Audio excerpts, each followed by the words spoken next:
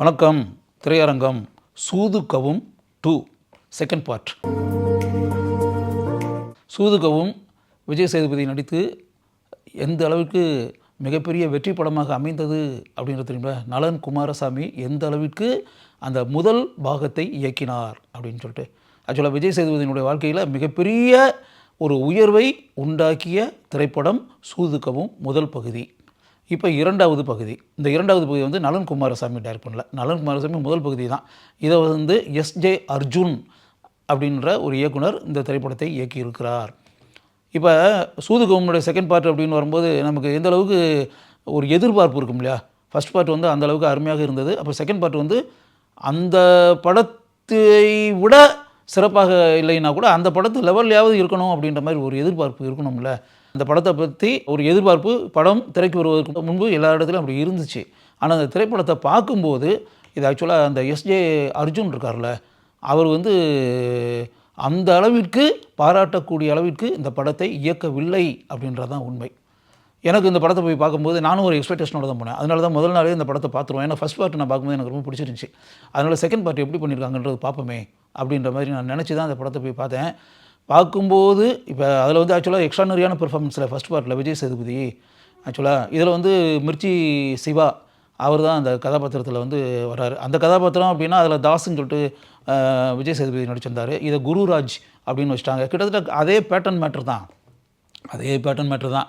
அப்படியே அவர் 2-3 நண்பர்கள் அப்படியே இருந்துக்கிட்டு கார்லேயே பயணம் செஞ்சுக்கிட்டு அப்படியே சின்ன சின்ன கிட்னாப் மேட்டர்கள்லாம் பண்ணிக்கிட்டு அப்படியே காசை வாங்கிக்கிட்டு கிட்டத்தட்ட பார்த்தா சூதுகவும் மேட்டர்களையே அப்படியே வச்சுருக்காங்க. அது எதுக்குன்னு தெரியல.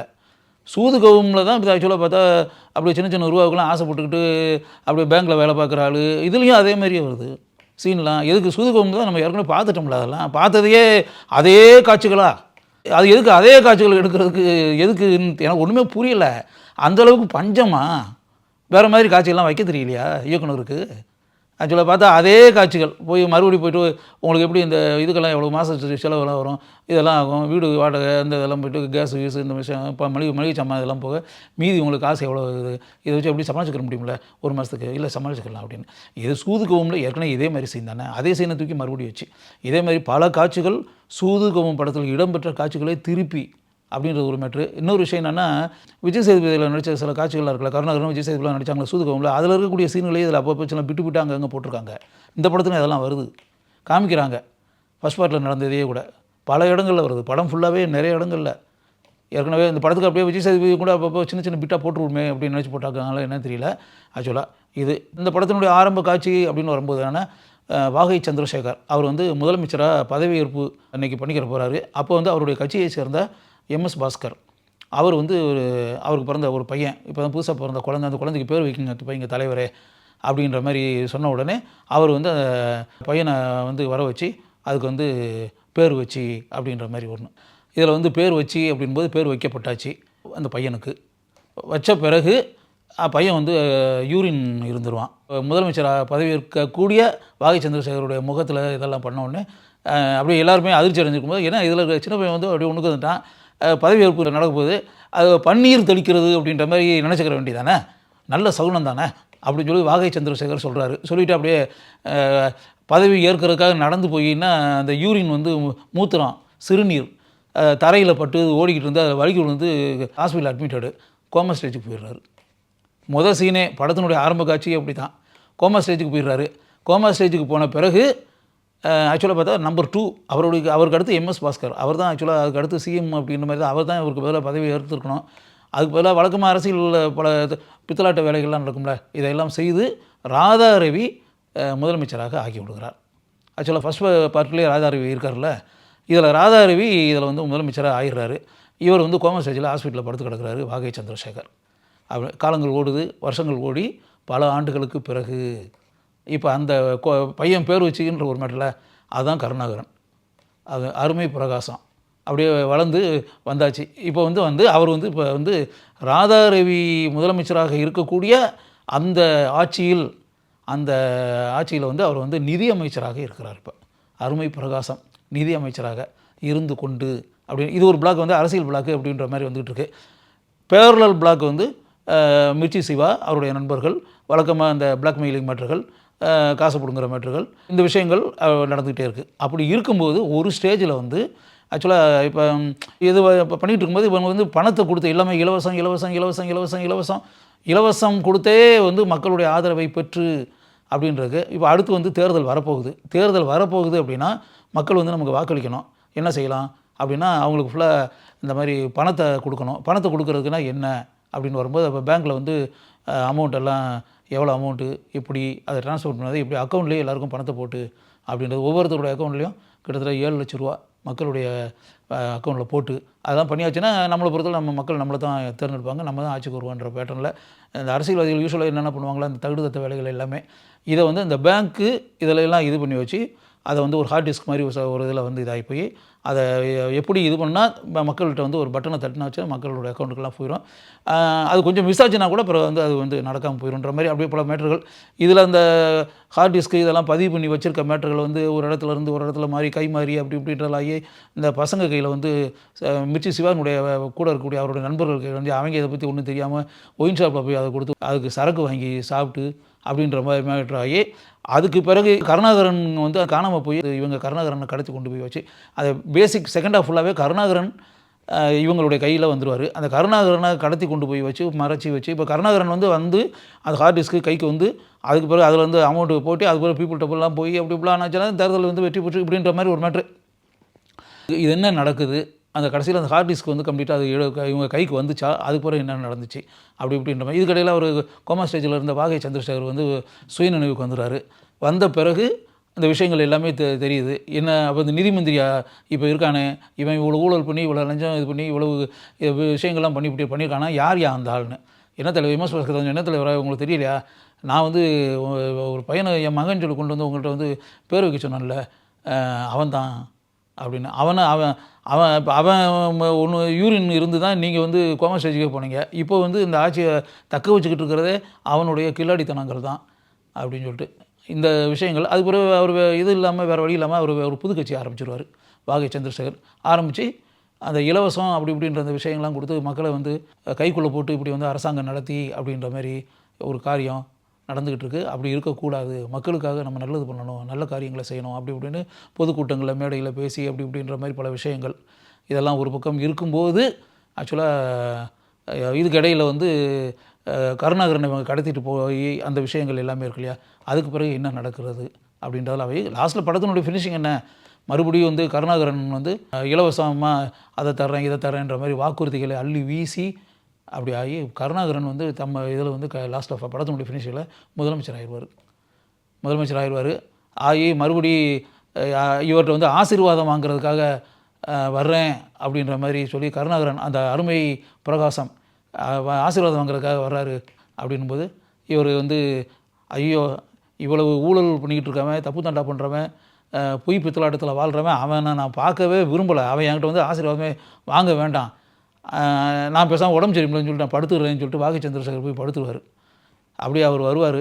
வந்த உடனே இப்போ அப்படியே துணி கிணியெல்லாம் மூடி படுத்த உடனே ஐயா இறந்துட்டார் போல இருக்குது, ஐயாவுக்கு வந்து என்னுடைய இறுதி அஞ்சலி அப்படின்னு. அவர் சாகலை, இன்னும் உயிரோடு தான் இருக்கார் அப்படின்னு. அப்படியா, அப்போ அந்த மருத்துவ செலவு ஃபுல்லாகவே கம்ப்ளீட்டாக இலவசம் எல்லாமே. அதாவது வழக்கமாக அரசியல்வாதிகள் வந்து மக்களுக்கு மட்டும் இல்லை, அரசியல்வாதியாக இருக்கக்கூடிய முதலமைச்சராக இருந்த வாகை சந்திரசேகருக்கு கூட இலவசம் தான் அப்படின்ற மாதிரி வாக்குறுதியை கொடுத்து அப்படின்ற பேட்டர்னில் வச்சு அப்படியே படத்தை ஃபினிஷ் பண்ணினேன். இதில் அந்த ஆரம்பத்துலேருந்து ஒரு 2 பேரல் ட்ராக் இப்படி போய்கிட்டே இருக்கும். இந்த அரசியல் மேட்டர்கள் இப்போ நான் சொல்லிட்டேன்ல இந்த அவுட்லைன், இதை தாண்டி ஒரு பிளாக் வந்து படம் ஃபுல்லாகவே அந்த மிர்ச்சி சிவாவும் அவருடைய நண்பர்களும் பண்ணிக்கிட்டு இருக்கக்கூடிய அந்த கிட்னாப் மேட்டர்கள். அது செகண்ட் ஆஃப் ஃபுல்லாகவே கிட்டத்தட்ட அந்த கருணாகரனை கடத்தி கொண்டு போய் வச்சு அப்படி இப்படின்ற மாதிரி இப்படி வச்சு அதில் வந்து காமெடின்ற பேரில் படம் ஃபுல்லாகவே இவங்க ஏதோ நினச்சி காமெடின்னு நினச்சி பண்ணியிருக்காங்க. எனக்கு தெரிஞ்சு நான் படம் பார்க்கும்போது ஆடியன்ஸ் கூட உட்காந்து படம் பார்த்தேன், யாருமே சிரித்ததாக நான் பார்க்கவே இல்லை, யாருமே சிரிக்கலை அப்படிங்களேன். அமைதியாக உட்காந்து ஏதோ சீரியஸான படத்தை பார்த்துக்கிட்டு இருக்க மாதிரி, இன்னும் சொல்ல காமெடியான ஒரு மேட்டர்லாம் இருக்கும். இந்த படத்தை வந்து நான் பார்க்கலான்னு சொல்லிட்டு போய் இது பண்ணும்போது மாயாஜால் தியேட்டரில் போய் படம் பார்க்கலான்னு சொல்லிட்டு முதல் நாள் 1:30 ஷோ போகலான்னு சொல்லிட்டு படம் பார்க்கலான்னு சொல்லிட்டு போனால் ஒரு புக்கிங் கூட இல்லை. 2 லேடிஸ் மட்டும் ஏதோ ஹவுசிங் போர்ட்டில் இருந்து வந்துக்கிட்டுன்ற மாதிரி 2 பேர் இப்போ வந்து வெயிட்டிங்கில் இருந்தாங்க. அந்த டிக்கெட் கொடுக்குற பையன் சொன்னாப்புல, சார் 2 பேர் அவங்க இருக்காங்க, நீங்கள் வந்து 3வது ஆள், வேறு யாருமே வரல சார், 3 பேருக்காக எப்படி சார் படம் போட முடியும் அப்படி இப்படின்னு சொல்லிட்டு நான் வந்து இன்னும் 2-3 பேர் வந்தால் போடுவாங்கன்னு நினச்சிட்டு அந்த பொம்பளை பசங்கிட்ட நான் சொன்னேன், ஏமா இன்னும் ஒரு 1/4 மணி நேரத்தில் படம் போட்டுருவாங்கம்மா, அதுக்குள்ளே யாராவது வருவாங்க, ஒரு 3-4 பேர் வந்தாச்சுன்னா டிக்கெட் கொடுப்பாங்க அப்படின்ற மாதிரி நான் சொன்னேன். அதனால் இதை எங்கேயும் போயிடாதீங்கன்னு. ஏன்னா ஒரு வேளை அவங்க போயாச்சுன்னா அப்புறம் நான் ஒரு ஆள் இருந்துச்சுன்னா படமும் ஷோ பண்ண மாட்டாங்க அப்படின்னு சொல்லிட்டு அவங்கள ஒரு மூலையில் நிற்க சொல்லி கெஞ்சினேன். நான் கொஞ்சம் நில்லுங்க, இன்னும் 2-3 பேர் வருவாங்க, எப்படியும் படம் போடுவாங்க அப்படின்னு. அதுக்குள்ளே நான் ஒரு ஃபோன் பேசிட்டு வரேன்னு சொல்லிட்டு அவன்கிட்ட சொல்லிட்டு போனேன். 10 நிமிஷம் கழிச்சு வந்தோடனே அதுக்குள்ளே யாரோ 2-3 பேர் வந்துட்டாங்க போல இருக்குது. வந்தோடனே சார் ஷோ இருக்குது சார்னு. அது மொத்தமே இதில் என்ன பிரச்சனை, அந்த 2 பொம்பளை பசங்க அவங்க ஒரு இடத்துல போய் அவங்க 2 பேர் தனியாக உட்காந்துக்கிட்டு இருந்தாங்க. நான் வந்து தனியாக உட்காந்துருந்தேன். இதை தாண்டி வந்து ஒரு 4-5 சீட்டு தள்ளி ஒரு 2 பேர் உட்காந்துருந்தாங்க. பிறகு ஒரு 2-3 பேர் அங்கங்கே உட்காந்துருந்தாங்க. மொத்தத்திலே ஒரு 10 பேர்னு வச்சுக்கோங்களேன். டோட்டலாக 8 பேர் 10 பேர் 9 பேர் அவ்வளோதான் ஆடியன்ஸே அப்படின்னு சொல்லிட்டு. அதில் வந்து என் பக்கத்தில் இருந்த 4 சீட் தள்ளி இருந்த 2 பேரும் இன்டர்வலே காணாமல் போயிட்டாங்க, ஓடிட்டாங்க 2 பேரும். படம் முடிஞ்சு அந்த இன்டர்வலில் அந்த பொம்பளை பசங்களை நான் பார்த்தேன். பார்த்துட்டு என்னத்தை பண்ணுறது, மன்னிப்பு தான் இருக்கணும். இது ஆக்சுவலாக இதை வந்து பேசாமல் வெயிட் பண்ணுங்க, இல்லை வேறு ஏதாவது படத்துக்காக அவங்க போயிருப்பாங்க. ஆக்சுவலாக நான் வந்து முதல் பாகம் ஃபஸ்ட் பார்ட் இருப்பேன், நல்லா இருந்துச்சுமா, நல்லா ஓடி அது கூட இது கூட நல்லா தான் பண்ணியிருப்பாங்க அப்படின்ற மாதிரி சொன்னேன். காமெடி படம் தான், நீங்கள் பார்க்கலாம் அப்படின்ற மாதிரி. படத்தையே பார்க்காம நான் பாட்டு சொன்னேன். ஆக்சுவலாக பிறகு படம் முடிஞ்சு வரும்போது பார்த்தா ஒருத்தர் தூங்கிட்டு இருந்தார். அவரை நான் எழுப்பி விட்டேன், எங்கள் படம் முடிஞ்சு போச்சுன்னு, எந்திரிங்கன்னு. அவர் கொரட்டை விட்டு தூங்கிட்டு இருக்காரு. இதுலேருந்தே படம் எப்படின்றத நீங்களே தெரிஞ்சுக்கோங்க. ஆக்சுவலாக படத்தை டைரக்ட் பண்ணி அப்படின்னா சூதுகவும் படம் வந்து நல்லா ஓடுன படம். ஆக்சுவலாக அந்த செகண்ட் பார்ட்டுன்னு எடுக்கிறது எல்லாமே பெரும்பாலான படம் இப்படி தான் இருக்குது, 90%. ஏன் பேசாமல் எடுக்க தெரிஞ்சு அந்த ஆற்றல்லாம் இருந்து அந்த ஃபஸ்ட் பார்ட்டை விட பெட்டராக பண்ணுறது மாதிரி திறமை இருந்தால் எடுங்க, இல்லாட்டினா எடுக்காதீங்க. அந்த மாதிரி முயற்சிகளெல்லாம் நீங்கள் காலத்துக்கு வைக்காதீங்க. பெரும்பாலும் இந்த செகண்ட் பார்ட் வந்து 90% ஃபெயிலியர். ஆக்சுவலாக எதுக்கு இந்த முதல் பாகத்தினுடைய பேரையும் கெடுத்து குட்டிச்சோராக்கி தேவையா? முதல் பகுதி வந்து என்ன அருமையாக பண்ணியிருந்தாங்க, என்ன ஸ்கிரிப்ட், நலன் குமாரசாமி என்ன எக்ஸ்ட்ரானரி படத்தை பண்ணியிருந்தார். எல்லாருமே அந்த படம் அப்படியே இன்றைக்கி கூட நான் பார்த்தா சத்யேந்திர யாருங்களா அந்த படத்தை போய் பார்த்து அப்படியே ஒரு 600 பேர் 700 பேர் உட்கார தியேட்டர் ஹவுஸ்ஃபுல். அந்த படம் யோசிச்சு பார்த்தா இவ்வளவுக்கும் படம் திரைக்கு வந்து எத்தனையோ நாள் கழிச்சு பார்த்தேன் அந்த படம். அப்போவே கண்டினியூஸ் ஹவுஸ்ஃபுல் இருந்துச்சு அந்த படம். அப்போ ஒன்றும் இல்லாமல் அந்த படத்தை வந்து அரங்கு நிறைந்த காட்சிகளாக படம் ஓடிக்கிட்டு இருந்துச்சு. அதெல்லாம் பார்த்து புரிஞ்சுக்கிற வேண்டாமா? இது முதல் நாளே காத்தாடிட்டு கிடக்குது 10 பேர் கூட இல்லாமல் அப்படின்னு சொல்லிட்டு. அதனால் படத்தினுடைய சீன் வந்து காமெடியே இல்லை, காமெடியெலாம் சிரிப்பே வரல ஒரு சீன் கூட. ஆக்சுவலாக படம் பார்க்கும்போது இதில் வந்து இன்னும் சொல்ல போனால் அந்த ஃபஸ்ட் பார்ட்லேயே ஒன்று ஒரு விஜய் சேதுபதிக்கு காதலி மாதிரி ஒரு பொண்ணை காமிச்சிக்கிட்டு அப்படி இப்படின்ற மாதிரி கற்பனை உலகத்தில் சஞ்சரிச்சுக்கிட்டு அப்படி இப்படின்ற மாதிரி ஒன்று இருக்கும். அப்போ ஆனால் உண்மையாகவே அந்த பொண்ணு அப்படி ஒரு பொண்ணே இருக்காது, சும்மா வெறும் கை அதை அப்படியே வச்சுருக்காங்க படம் ஃபுல்லாகவே. இதே மாதிரி ஒரு பொண்ணு ஹர்ஷிதா அப்படின்னு ஒரு பொண்ணு, அதை அப்பப்போ தோன்றிக்கிட்டு அப்படி இப்போ அந்த பொண்ணே இல்லாமல் இவர் மட்டும் அப்படியே பேசிக்கிட்டு இதெல்லாம் அப்படியே அந்த படத்தில் இருக்கக்கூடிய அதே மேட்ரு. அது எதுக்குன்னு ஒன்று புதுசாக காட்சி அமைக்கிற அளவுக்கு திறமை இருந்தால் பண்ணணும், இல்லைன்னா வந்து இதை பண்ணவே கூடாது. அது சூதுகோபம் படத்துலேயே பார்த்த சீன்லேயே வந்து அது செகண்ட் ஹாஃப் ஃபுல்லாகவே அந்த கேர்ள் ஓரியன்ட் சீன் இருக்குல்ல, கற்பனையில் அந்த பொண்ணு கூட பேசுறதுன்ற மாதிரி அந்த படத்தில் விஜய் சேதுபதி பேசிகிட்டு கிடப்பார்ல, அதேமாதிரி இதுலேயும் வருது. சிவா வந்து மிர்ச்சி சிவா ஆக்சுவலாக இன்னும் சொல்ல வேணா இந்த மிர்ச்சி சிவா படம் நான் பல படங்கள் அப்படியே கண்டினியூஸாக பார்த்துட்டே வந்தேன். ஆக்சுவலாக அந்த படங்கள் ஒன்று கூட ஓடலை. ஆக்சுவலாக அவர் என்ன கதையெல்லாம் உண்மையில் கதையெல்லாம் ஜட்ஜ் பண்ணுற அளவுக்கு அவர்கிட்ட கெப்பாசிட்டி இல்லை, வந்த படத்தை பேசாமல் எதையும் விடக்கூடாதுன்னு சொல்லிட்டு ஒத்துக்கிறாரான்னு தெரியல. ஆக்சுவலாக ஒரு கடுமையான உழைப்புன்னு ஒன்று வேணும்ல, அது ஒன்றும் ரசிக்கிறது மாதிரியே ஒன்றும் இல்லாமல் சும்மா வெறும் ஒரு காமெடின்ற பேரில் படம் ஃபுல்லாகவே அந்த படத்தில் எப்படி சரக்கு அடிக்கிற மேட்டரே படம் பீனிலேருந்து கிளைமேக்ஸ் வர இதுலேயும் அதே மாதிரி தான். ஃபுல்லாகவே படம் ஃபுல்லாகவே சரக்கு அடிச்சுக்கிட்டே இருக்காங்க படம் ஃபுல்லாகவே எல்லாருமே, இந்த படத்தில் வரக்கூடிய அனைத்து கதாபாத்திரங்களுமே அப்படின்னு சொல்லிட்டு. அதனால் டோட்டல் ஃபில்ம் அப்படின்னு வரும்போது சூது கபும். இப்போ இதில் சிவி குமார் வந்து அவரும் ப்ரொடியூசரில் ஒரு ஆளாக இருக்கார். அவர் பேர் சிவி குமார் ப்ரெசன்ஸ்லாம் இருக்குது. சிவி குமார் வந்து எவ்வளோ வெற்றி படம், திருக்குமரன் என்டர்பிரைசஸ் எவ்வளோ வெற்றி படங்களை கொடுத்த அனுபவங்கள் நிறையா இருக்கக்கூடிய அருமையான ப்ரொடியூசர். அவருக்கு இந்த படத்தை பார்க்கும்போது அவருக்கு தெரியலையா, அவர் ஏதாவது சிரிப்பு வந்துச்சா? முதல்ல அவருக்கு சிரிப்பு வந்துச்சு அந்த படத்தை பார்க்கும்போது. அவர் என்ன நம்பிக்கையில் இந்த கதையை ஓகே பண்ணார், இந்த படம் எடுத்துக்கிட்டு இருக்கும்போதே இந்த படத்தில் என்ன இருக்குது என்ன ஏது அப்படின்றதெல்லாம் தெரியுமா, படம் முடிஞ்ச பிறகு அவர் ரசிக்கிற மாதிரி இந்த படம் இருந்துச்சா அப்படின்றதெல்லாம் வந்து அதை நான் யோசிக்கிறேன் உண்மையாகவே. இதெல்லாம் பாராட்டுறது மாதிரி இந்த படத்தில் ஏதாவது இருக்கா அப்படின்னா எனக்கு தெரிஞ்சு பாராட்டுற மாதிரி எனக்கு எதுவுமே இருந்ததாக நான் உணரவில்லை. இப்போ நான் சொன்ன நடிப்பு கலைஞர்கள் கூட அருள்தாஸ் வந்து ஒரு படம் முழுக்க வரக்கூடிய ஒரு கதாபாத்திரத்தில் வர்றாரு. அவர் படம் ஃபுல்லாக அவர் எப்படி இயல்பாக கேஷுவலாக நடிப்பாரோ அந்த அளவுக்கு தன்னுடைய நடிப்பு திறமையை அவர் வெளிப்படுத்தி இருக்கிறார். அப்படின்னா இந்த கதை வீக்கு, ஸ்க்ரீன் பிளேயெல்லாம் பாராட்டுற அளவுக்கு இல்லை, இயக்கம் வந்து பாராட்டுற அளவுக்கு இல்லை. இதெல்லாம் ஒரு பக்கம் இருந்தாலும் நடிப்பு கலைஞர்கள் அப்படின்போது வாகை சந்திரசேகர், ராதாரவி இவங்களை பற்றி சொல்லணும்னா, எம்எஸ் பாஸ்கர் இவங்களை பற்றி சொல்லணும்னு அவசியம் இல்லை. அவங்களாம் மிகச்சிறந்த அருமையான நடிப்பு கலைஞர்கள். மிர்ச்சி சிவா இதில் வந்து நடிப்பை வெளிப்படுத்தக்கூடிய அளவிற்கு கதாபாத்திரம் அப்படி ஒன்றும் பெரிய பவர்ஃபுல் கதாபாத்திரம் இல்லை. அதனால் வந்து அவர் வந்து வழக்கமாக அவரால் என்ன முடியுமோ எல்லா படத்துலையும் என்னத்தை செய்வாரோ அதே தான் இந்த படத்துலையும் செஞ்சுருக்காரு. அப்படி தான் சொல்லலாம். Karunakaran is a very good artist. எனக்கு கருணாகரன் ரொம்ப பிடிக்கும். ஆக்சுவலாக இந்த படம் ஃபுல்லாகவே கருணாகரன் வர்றாரு.